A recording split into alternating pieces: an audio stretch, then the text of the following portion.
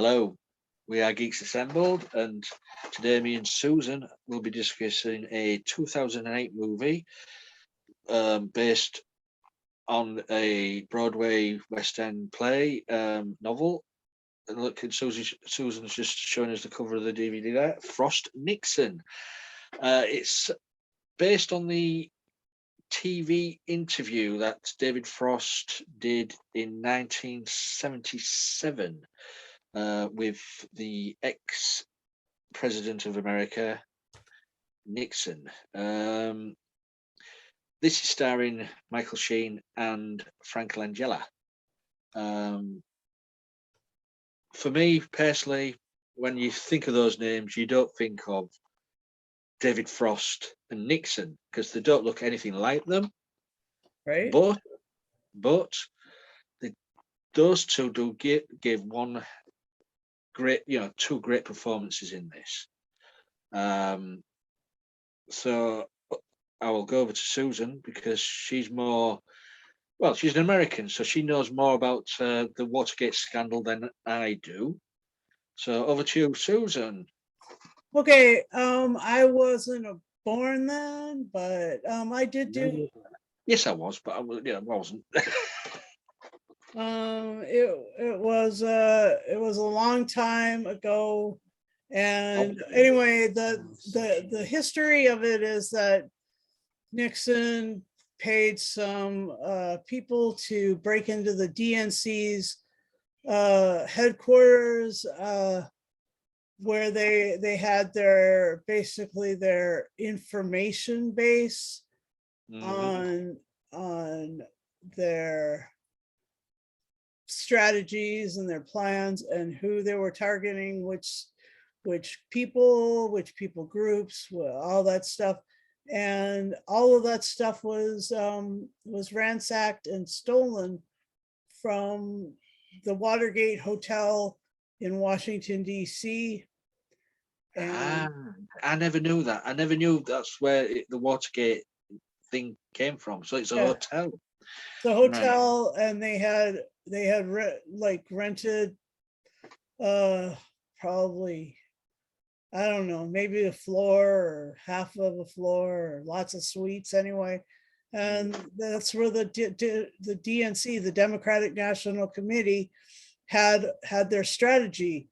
And Nixon just was so worried about Kennedy and stuff that he was and he was just in there snooping around, and he had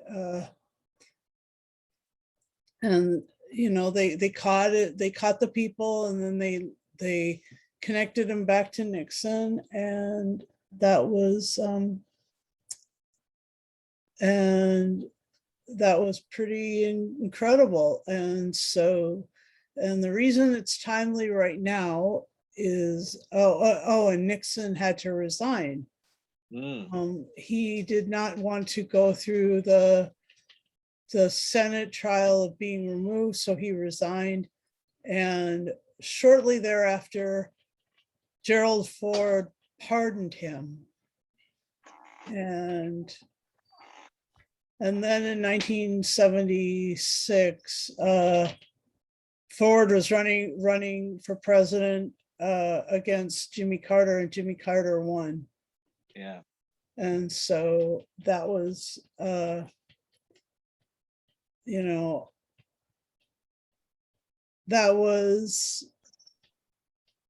I wasn't in the United States then. I'd moved to South America by then. So I missed a lot of that too. But the interesting thing was that he was willing to do an interview with a strong presence and but sort of a showman in British and Australian television, this David Frost. And David Frost was kind of you know, it was like these two men were both, their careers were going down the tubes, and there were struggles and stuff, and they nailed this. This movie really nailed it. It showed that these two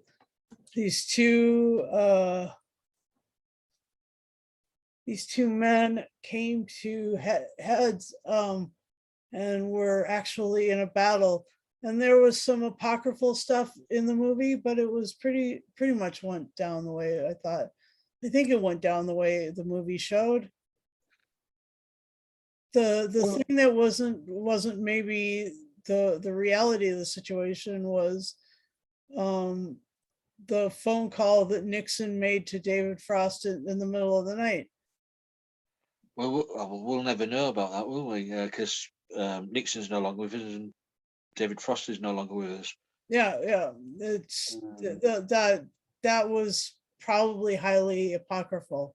Yeah. And it took place in California, and I don't know where it was shot, but I think it was shot in California. And it was and Frank Langella, you know, for a guy who had done so many different kinds of roles, he really went method on this, and he really captured Richard Nixon in a really good way. I mean, it was pretty amazing. And Michael Sheen, I don't know, I never really watched David Frost. I guess I could watch some of his stuff now, but Michael Sheen is just a brilliant actor. I absolutely love his stuff. I love that show that he's in the United States, the one about, I think it's called Prodigal or something, Prodigal Son. That's freaking scary. He's brilliant as a serial killer in that, and he's delightful with David Tennant, as we discussed in our podcast before. And yeah, he's great.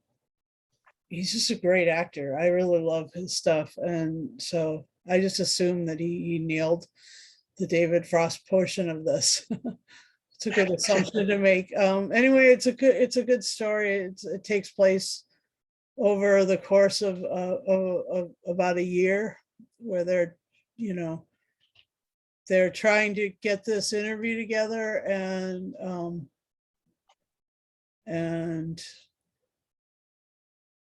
he notices that the debates and the speeches are getting high ratings, and he's like, that's how I can do this. I can access that, and then he tries to sell it everywhere. Anyway, I'll let Lee finish the story from the movie. Well, David Frost was a well-known TV personality in the UK, Sir David Frost. Oh, that's right. I mean, back in the 60s, he sort of discovered John Cleese, the Two Ronnies, and all like that, and he used to put them in his show in this satirical, political comedy show. Was that the Goon Report? That was it? That was the week that was, or something like that. Yeah. All right. And so that was in the 60s, and so his career, he was a big star of his day. As you say, though, by the 70s, he was in Australia doing this talk show, but I think his popularity was waning.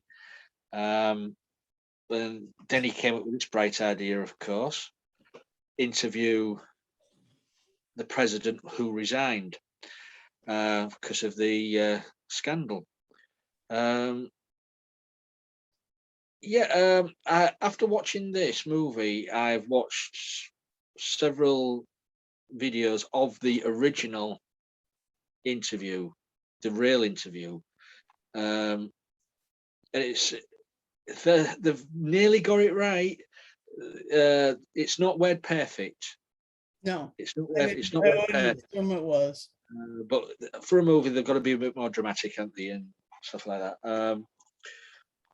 Yeah, I mean, if people are going to watch this, it's not an high action thrill ride. It's a slow burn. It's a slow burner, but the performance in this is so powerful from these two. I mean, I didn't realise that Frost was struggling in the interviews to get a word in because of Tricky Dicky knowing how well to control an interview. Yeah. Just make your answer, just stretch your answer out long enough. You can just tell stories about what you did 20 years ago and ignore the questions. And, I thought that was amazing, that the way that how you got to know the ins and outs of what Tricky Dicky used to do. And for me, I know I shouldn't, but I warmed to that character.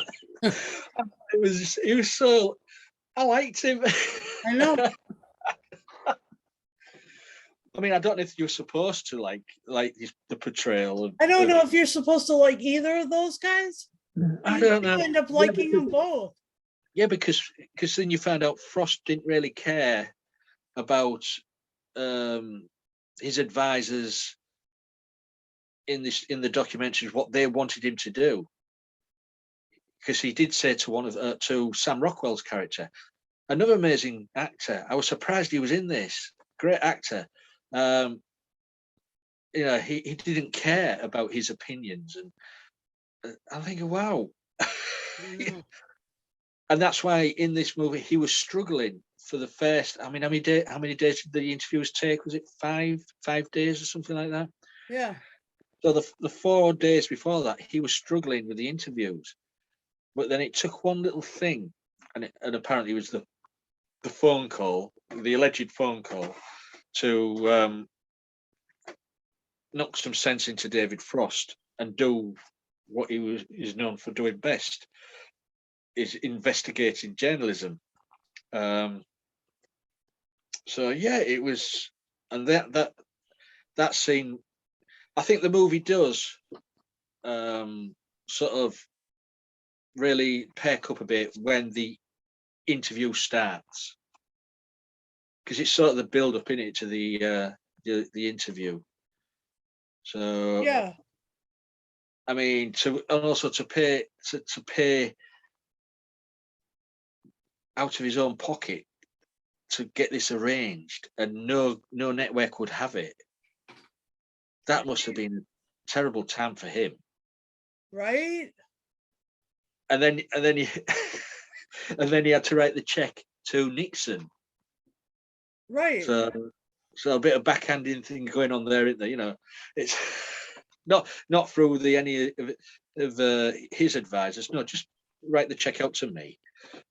Tricky Dicky at it again. And it was good to see Toby Jones in this as well. Yeah, Toby Jones was great. Yeah. So anything else on Frost and Nixon? Kevin Bacon played the Secret Service man who became disillusioned through the whole process. Yeah.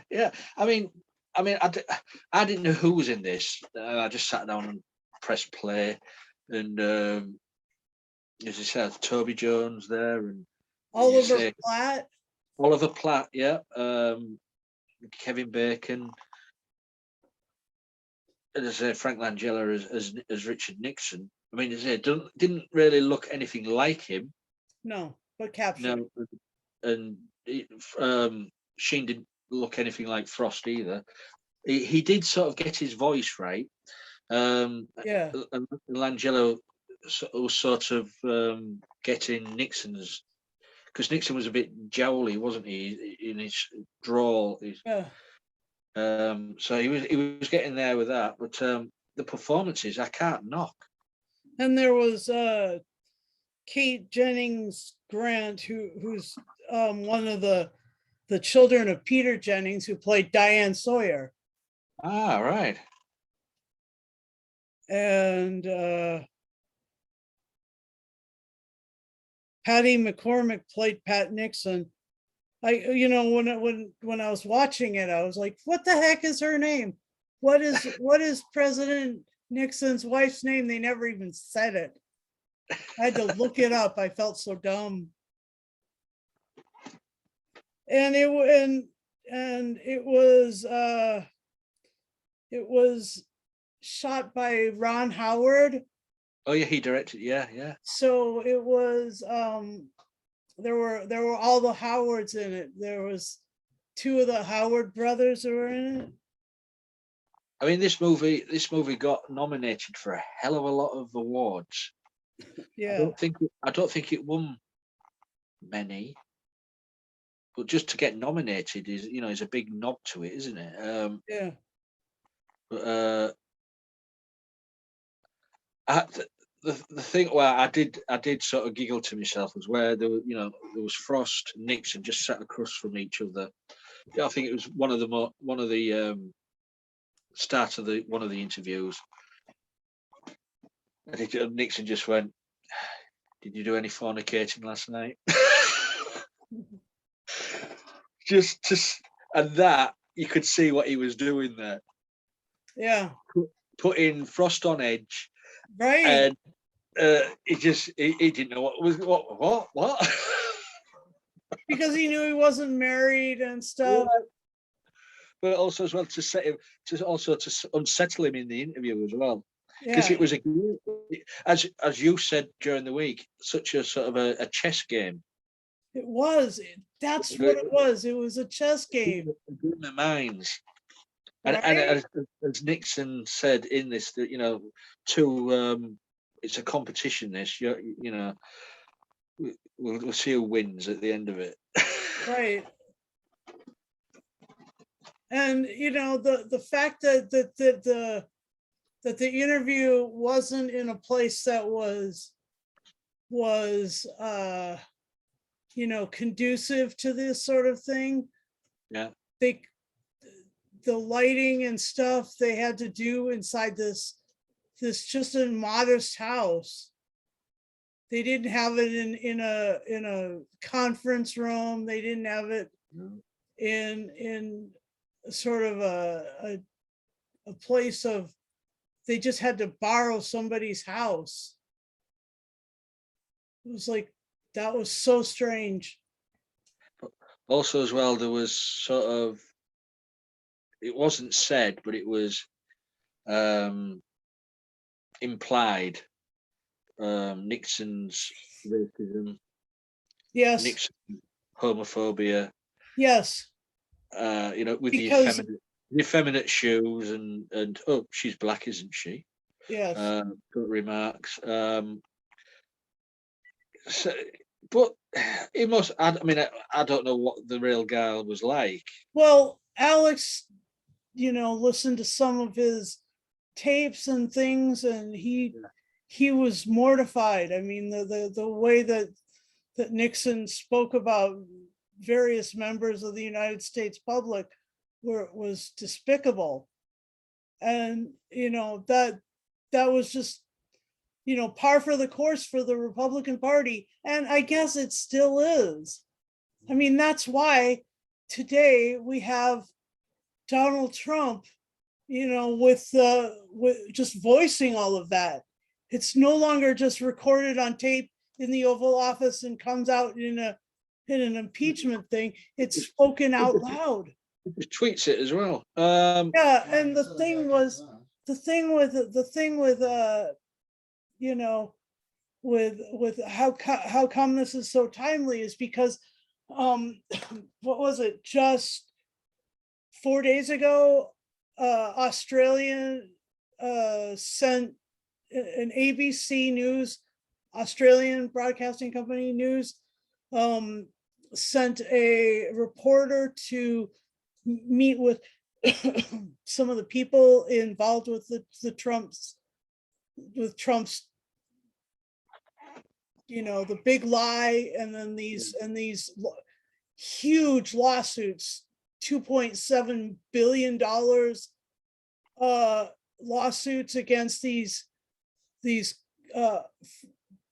directed from these companies that have voting machines towards people who were spreading lies about their companies. And they had an interview with her and the former head of the Republican Party. What's her name? Alex, what was the lady's name? Which lady? The former head of the Republican Party? I'm not sure what. Trump's lady, the lawyer lady. Oh, what you mean? What's her name? Powell? Yeah, Sidney Powell. There you go. And that other one, Jenna, that said that Trump was a warrior, and then everybody roasted her on Twitter. Yeah. Okay, but it was Sidney Powell. Yeah. And Sidney Powell couldn't cope with the questions that the Australian was asking her, and stood up and left the interview and said, "Get out of my house." I mean, it was like she first blamed the Australian for being employed by the company that she was asking questions about. I mean, this is how far we've fallen from this. In this case, Nixon countered every argument except for at the end, he was like, he captured the moment where he felt real regret for doing damage to democracy. But in the case of Sidney Powell, the woman can't even cope, and she gets up and leaves this. It's so dynamically different in the aptitude of the public figures that are involved with the presidential politics. Well, on Trump's camp, that they pale in comparison with Nixon. They just disintegrate. There's so much paper and fluff. They're like candy floss. You just put a little water on it and it just vanishes. Well, look, the way Nixon, his way of thinking was, I mean, he even boldly stated, yes, it's illegal, but not when the president does it. Yeah. Well, we'll just burn the Constitution while we're at it. Yeah. So it's one rule for everybody else, but not for him. He can do anything he likes, and which he did. And he did, and I think that ever since then, the Republicans have been trying to find ways of circumventing the actual letter and spirit of the law. Yeah. Ever since Nixon. But the problem is that they are no longer made of the stuff of Nixon. They don't stand up to an interviewer. They refuse. They walk away. They're scared. They say, completely crazy things anymore. It's well, when you look at the presidents after Nixon, I don't think any of them are made of what he was made of. When you think about it, you see interviews with Bush or Obama was made of some good stuff. Carter, and I'm going through Reagan, but Nixon was, I don't know, he was things bounced off, accusations bounced off him because he was a war hero, because he had some clout in who he served and stuff. Yeah, I think that he was the last iron horse president. No, I think Biden is proving to be an iron horse. I mean, he did get us out of a 20-year war. And I mean, he even stood up to Tony Blair saying, you fucked up. I mean, Tony Blair was like really, really smashing Biden in the head. And Biden's like, nope, I did this on purpose. Well, we'll see. We'll see if the terrorism stops, but it won't. It wasn't to stop terrorism, it's to stop the war. Yes, but now in Kabul and Afghanistan, they're in charge now. It's, Things are going to get worse. yeah, the trouble is that Trump had let the leadership out of prison. 5,000 members of the Taliban he let out of prison. Yeah, so we're Anyway, gonna like this is so timely though, because Nixon was able to stand for it. He stood in argument, and he did this competition with, with Frost. Yeah, Frost. He didn't back down even when he was showing vulnerability. He didn't back down. He said, I'm sorry on some level, and then he just but he didn't back down. I mean, that's the thing. and then finally he got, yes, I let the country down. Yeah. Finally, them words out of him. Yeah. That's what people wanted out of this. They wanted to hear him say words of that effect. Right. And it finally came. And Frost was able to elicit it from him. And so, I mean, it's such a good movie, and it's so, right now it's so timely, but it's also, it was well directed, great cast, absolutely amazing cast. Yeah. I mean, I'm not I'm not a politically minded person. No, but I am in so many ways, and this has it. Go ahead. No, what I'm saying is, when we have watched TV series with political stuff, or movies with political premise, I'm not really big fans of them. I'll watch them. I'll give them a score of whatever. But I sat through this. As I said, it's a slow burn to begin with. It's the build up to this interview. But by the time the interview started, I was sat watching it. I was intrigued. Yeah. But that's coming from a non-political person. I was intrigued to see how it all went.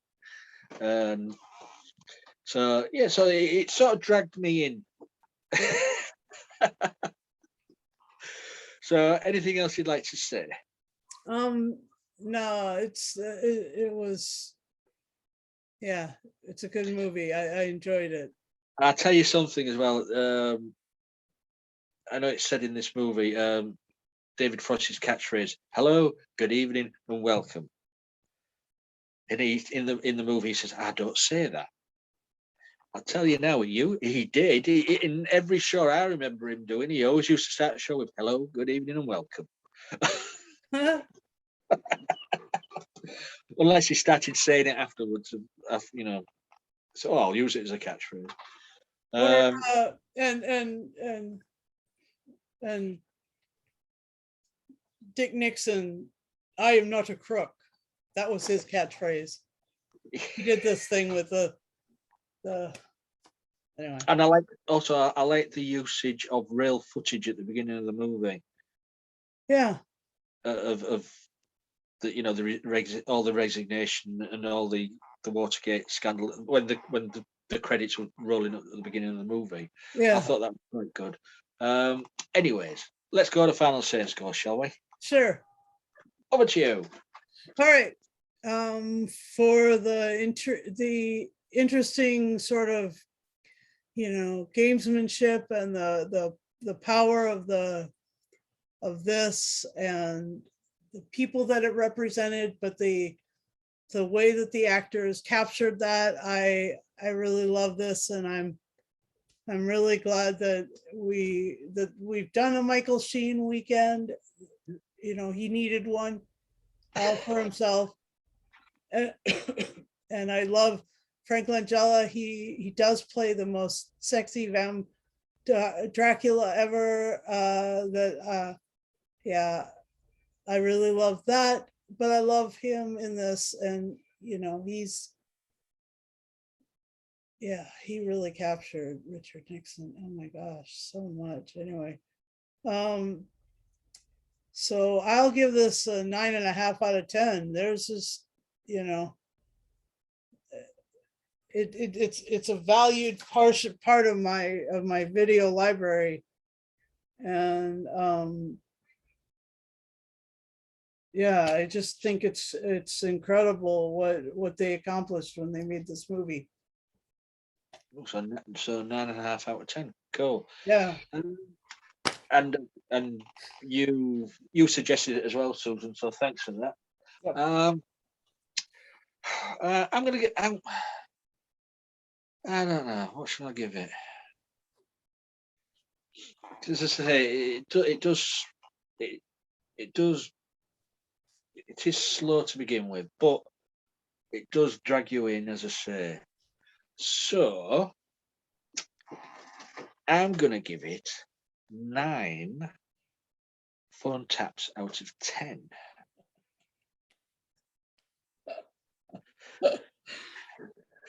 Yes. I see what you did there. That was great. So that's our little discussion of Frost stroke Nixon. So thank you, Susan, as well, you know, for putting this one forward. You guys out there, if you liked this movie, leave a comment below. Let us know what you thought of it. Thumbs up, thumbs down. We're on YouTube, Facebook, Twitter, everywhere. If you want to be in our group, on our cast, just message us. You'll find us. And also as well on YouTube, if you want to be notified every time we put up a sparkling new video just like this, press the little bell button and you'll get a little ding like that. And then you can sit down to your heart's content and watch as many of our wonderful videos we've got out there.